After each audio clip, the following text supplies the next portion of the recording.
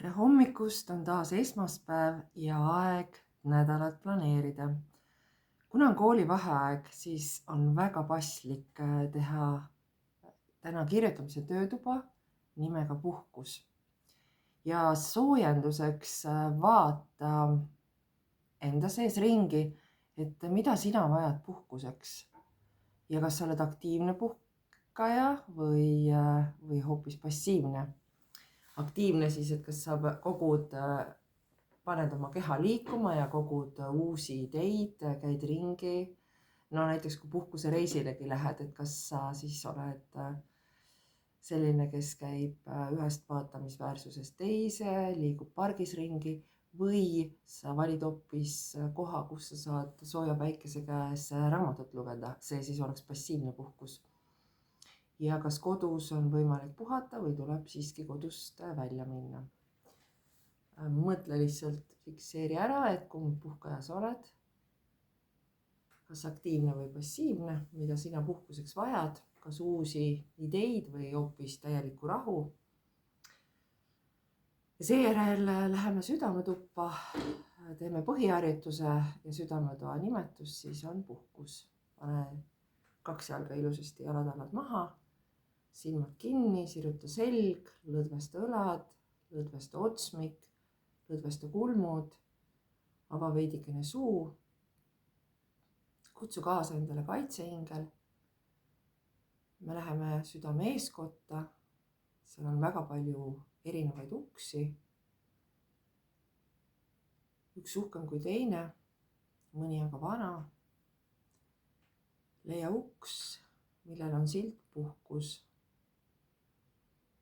Vaata, kuidas see uks välja näeb, mis ajastus seda kuulub. Kas ta ehk on juba ümbritsetud näiteks lilledega või roosidega või kohvrit või on kohver seal ukse taga. Minge kaitseingliga või kaaslasega sealt sisse. Vaata ringi, mida sa näed. Täitsa julgelt, see pilt, mis on, see ongi, vaata.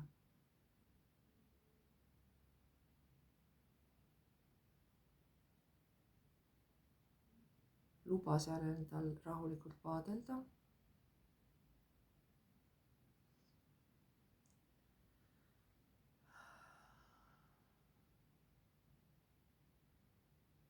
Mine edasi. Ära jää ukse juurde seisma. See pilt kannab sind kindlasti.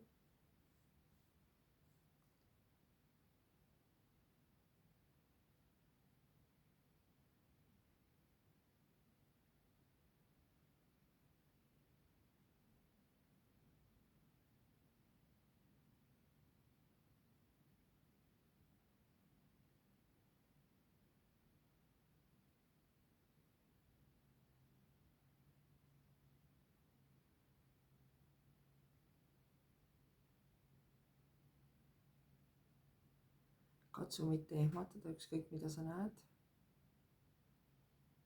Lihtsalt lase pilt jooksma.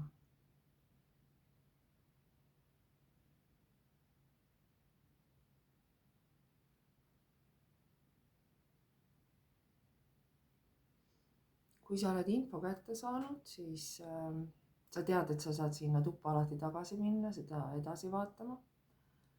Aga tule praegu siis sealt ära või pane video pausile, emba kumba.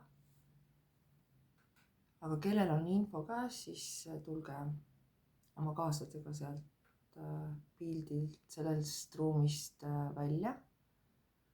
Täna ruumi, sule enda järel uks.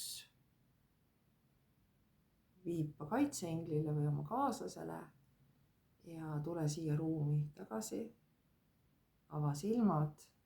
Võta paber ja pliiats või märkmik ja pliiats ning kirjuta kohe nähtu, kuuldu üles. Kui infot tuleb veel, siis lase pastakas vabalt paberile liuglema.